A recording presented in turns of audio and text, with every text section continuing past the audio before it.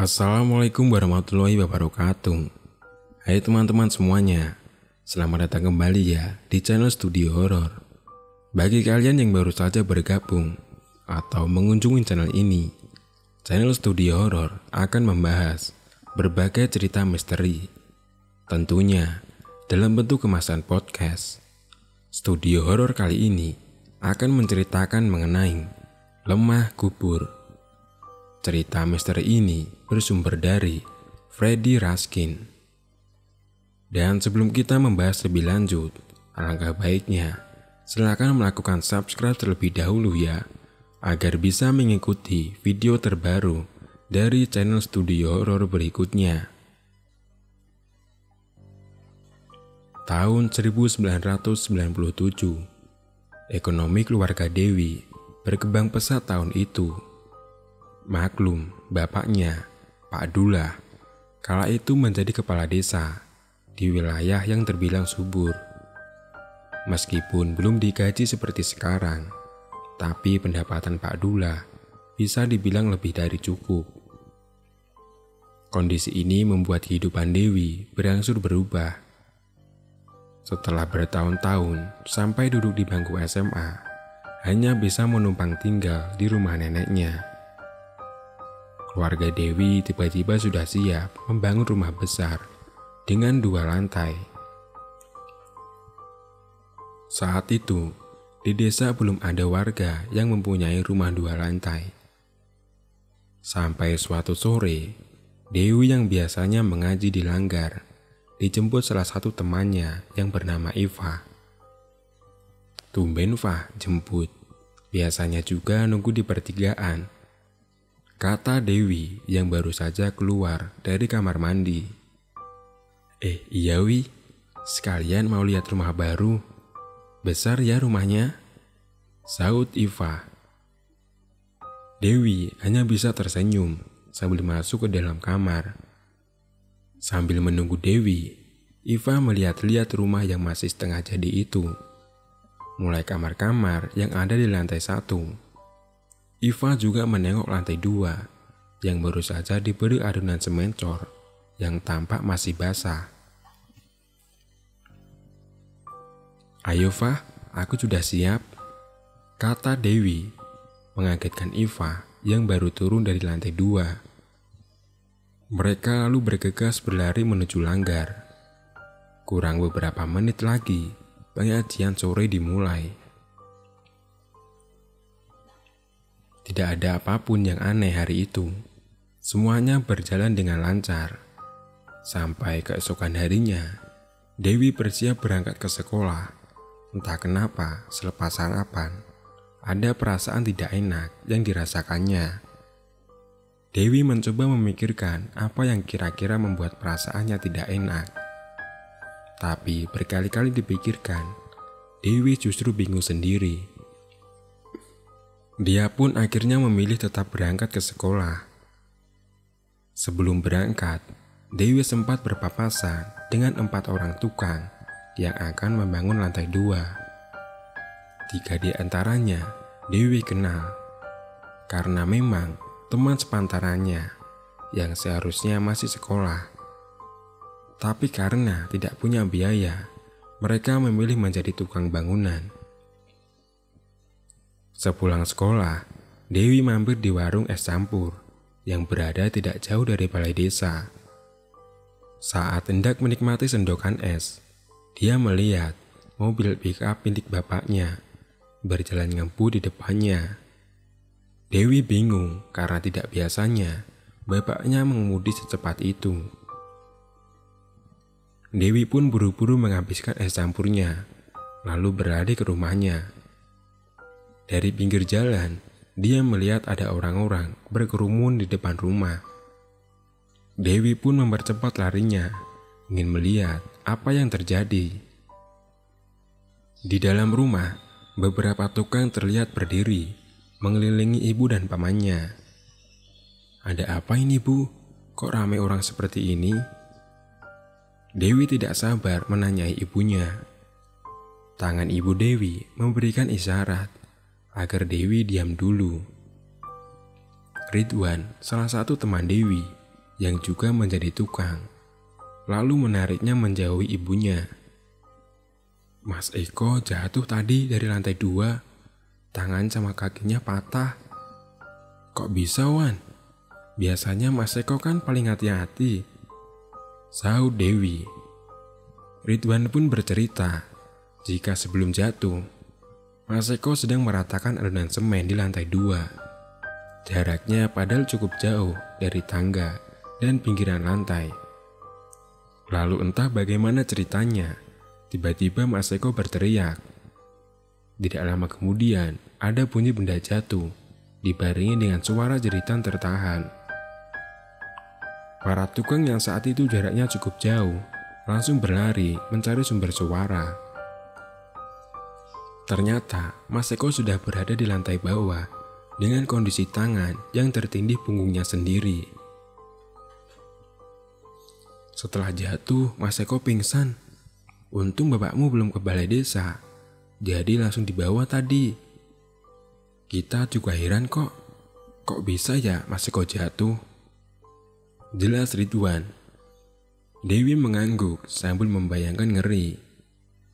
Posisi lantai 2 ada sekitar 6 meteran dari lantai 1. Dengan posisi tidak siap, pasti membuat orang yang jatuh bisa patah tulang. Akhirnya siang itu, pembangunan lantai 2 dihentikan sementara. Pak Dullah meminta tukang libur dulu selama 2 hari. Mas Eko harus dibawa ke rumah sakit di kota karena patah tulangnya cukup parah. Saat siuman, Mas Eko sempat membisiki Pak Dullah jika dia tidak jatuh sendiri. Ada sosok yang menyeretnya sampai jatuh ke lantai 1. Mas Eko hanya melihat sosok yang menariknya memiliki rambut yang panjang. Kejadiannya juga begitu cepat. Sebelum Mas Eko pingsan, sempat melihat sosok itu di lantai 2. Kejadian itu membuat Dewi sekeluarga merasa ada sesuatu yang tidak beres. Padahal, sebelum tingkat kedua rumah dibangun, keluarganya sempat mengadakan pengajian bersama para tetangga. Malam hari setelah jatuhnya Mas Eko, Dewi memilih tidur di dekat tangga. Ibu bersama adiknya tidur di kamar tengah. Di dekat tangga ada kamar tempat bapaknya tidur dan menyimpan beberapa berkas desa. Karena di dekat tangga awannya terasa lebih sejuk, Dewi menggelar kasur lantai di sana. Sekitar jam 12:30 malam, Dewi tiba-tiba terbangun. Dia mendengar suara lantai tangga yang ditumbuk berkali-kali. Awalnya Dewi merasa malas untuk bangun. Ditariknya lagi selimut. Karena semakin malam udara terasa lebih dingin. Tapi suara lantai itu seolah terus mengganggu. Dewi akhirnya benar-benar sadar dari tidurnya. Dia khawatir ada orang yang sedang berniat buruk dan melakukan sesuatu di atap rumah. Duk, duk, duk. Suara itu terdengar semakin keras. Dewi pun beranjak dari kasur lantai, lalu merangsut ke arah tangga. Lampu dari ruang tengah tidak begitu terang menyinari tangga. Sambil mengucek mata, Dewi mencoba melirik ke bagian lantai 2 yang masih gelap. Duk, duk, duk. Suara itu terdengar lagi. Seperti ada sesuatu yang akan turun dari atas. Dewi merasakan dadanya berdegup, takut melihat apa yang akan turun. Sedetik kemudian, setengah tubuh pocong terlihat jelas turun dari lantai 2. Kainnya lusuh bercampur tanah. Dewi langsung berlari ke arah kamar Pak Dullah. Dilihatnya, bapaknya tidur tertutup selimut. Dewi pun memeluk bapaknya dan membenamkan wajahnya ke dalam selimut. Tubuh Dewi gemetar. Selama ini, belum pernah dilihatnya makhluk halus secara langsung. Kepalanya masih mengingat jelas wujud setengah badan pocong yang tadi ada di atas tangga. Tiba-tiba Dewi mencium bau busuk di depannya. Seolah keluar dari tubuh bapaknya, Dewi mencoba memindahkan wajahnya. Kali ini Dewi langsung berteriak. Ternyata bukan bapaknya yang ada di sampingnya, tapi makhluk dengan rambut panjang kasar. Wajahnya dijahit ke dalam sehingga tidak tampak mata dan mulutnya. Dewi langsung melompat keluar dari kamar. Digedornya kamar ibunya sambil berteriak. Tapi kamar tidak juga dibuka. Dengan keringat dingin yang terus mengalir, Dewi berharap bisa pingsan. Digoyang-goyangkannya kenop pintu kamar, tapi tidak bisa terbuka. Dewi pun berlari keluar rumah, dilompatinya pagar rumah. Begitu turun, tubuh Dewi langsung ditangkap oleh Pak Dullah. "Ada apa, Dek? Kok sampai lompat pagar?" Pak Dullah pun bertanya kaget. Dewi melihat ada ibunya di samping bapaknya sambil menggendong adiknya yang tertidur.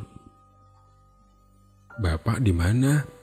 "Di rumah banyak setan, Pak," kata Dewi sambil mengatur nafas yang masih tidak teratur.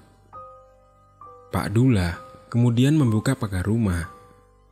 Dia masuk ke dalam sambil melihat kamar dan tangga. Tidak ada apa-apa. Semuanya kosong. Pak Dullah dan istrinya ternyata baru saja pulang dari balai desa. Dia sengaja tidak membangunkan Dewi yang sedang tidur nyenyak. "Besok Bapak tanya ke Pak Demu. Sekarang istirahat lagi ya." Pak Dullah pun menyuruh Dewi yang masih terlihat ketakutan masuk lagi di dalam rumah. Dewi melanjutkan tidur bersama ibu dan adiknya. Keesokan harinya, beberapa tukang yang akan melanjutkan pembangunan datang lagi ke rumah Dewi. Belum juga bekerja, para tukang sudah ribut karena alat-alat mereka hilang. Pak Dullah pun sampai ikut mencari-cari karena tidak mau pekerjaan di rumahnya kembali tertunda. "Padahal mulai masuk kok jatuh, gak ada yang naik ke atas sini. Kok bisa hilang ya?" kata Pak Dullah ke salah satu tukang. Akhirnya terpaksa Pak Dullah pergi ke toko bangunan membeli beberapa peralatan untuk mengganti alat-alat milik tukang yang hilang. Sore harinya seperti biasa, Dewi pergi ke Langgar untuk mengaji bersama dengan teman-temannya. Kali ini Dewi bangun terlambat karena kurang tidur malam harinya. Dewi tidur dari siang sampai sore. Iva yang biasanya datang untuk menjemput Dewi hari itu tidak datang. Dewi pun langsung berlari sambil memegang mukena ke Langgar. Dia memilih dari melewati pemakaman umum agar bisa sampai lebih cepat. Padahal biasanya meskipun jalan beramai-ramai, Dewi ingin melewati jalur ini. Ketika melewati pemakaman, langit sudah mulai meredup, tapi masih cukup terang untuk menerangi jalanan. Ketika masuk area pemakaman, Dewi melihat ada seorang wanita yang berdiri di dekat salah satu makam.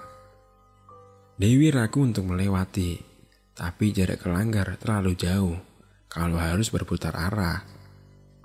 Akhirnya Dewi mempercepat langkahnya. Dilewatinya, wanitanya menunduk dengan posisi tangan seperti meminang bayi.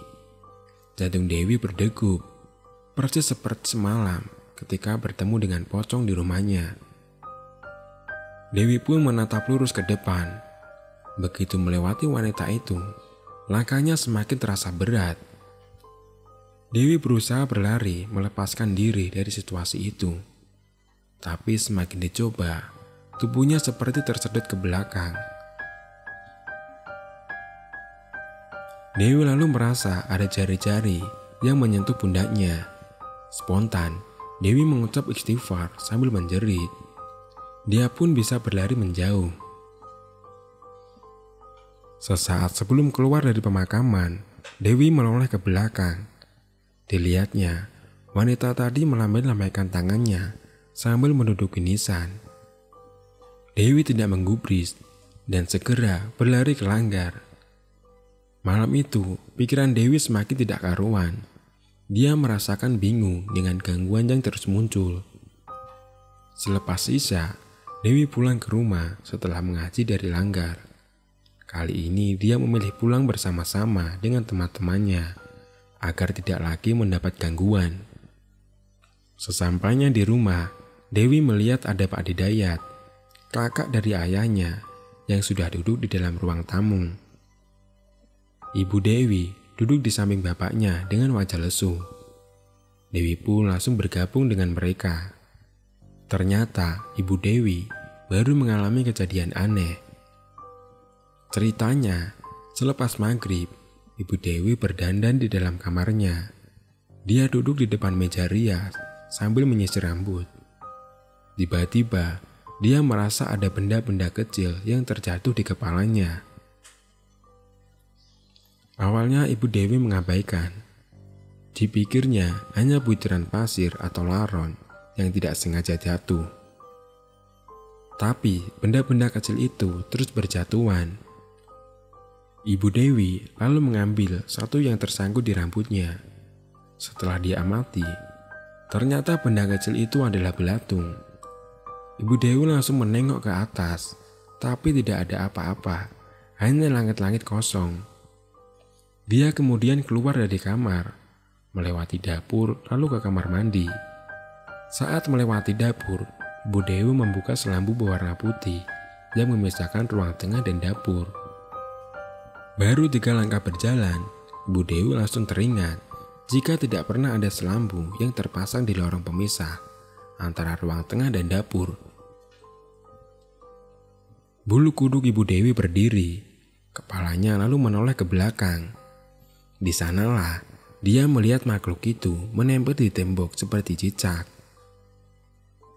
Rambutnya panjang mirip ijuk dengan baju putih yang lebar.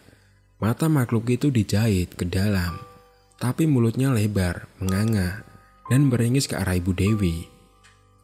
Setelah melihat itu, Ibu Dewi langsung lemas dan pingsan di dapur.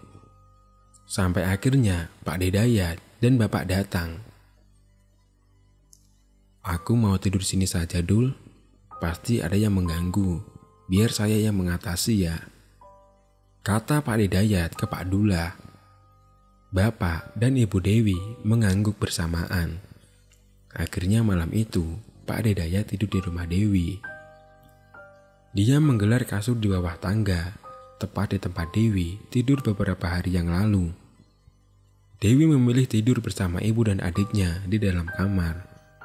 Semalaman, Dewi berusaha mendengarkan apa yang dilakukan Pak Denya di luar kamar. Dewi hanya mendengar suara langkah kaki ke atas tangga. Keesokan paginya, Pak Didayat meminta Pak Dullah memanggil beberapa orang tukang. Ada satu bagian di lantai 2 yang sudah ditandainya dengan tanda dari kapur melingkar. Dewi pun ikut melihat ke atas apa yang akan dilakukan Pak Denya. Ternyata tukang-tukang itu diminta membongkar bagian yang ditandai. Mereka harus bersusah payah membongkar beton yang nyaris jadi sempurna. Setelah 2 jam diakali, akhirnya beton itu bisa dikeropok. Pak Didayat menunjukkan kepada Pak Dullah dan Dewi. Samar-samar ada kelopak bunga yang terlihat mengeras di bagian beton itu. Ternyata dari penerawangan Pak Didayat, ada orang yang sengaja usil menaruh tanah kuburan di adonan cor lantai. Akibatnya lantai 2 rumah Dewi seolah menjadi daya tarik bagi makhluk-makhluk halus. Akan tetapi, Pak Didayat tidak bisa menerka-nerka siapa yang meletakkan tanah kuburan di sana. Dia pun hanya meminta agar segera diadakan selamatan lagi, agar tempat yang sempat ditaburi tanah kuburan itu tidak lagi wingit. Sedangkan sisa beton yang sempat diambil akhirnya dibuang Pak Dullah ke laut. Dan cerita pun selesai.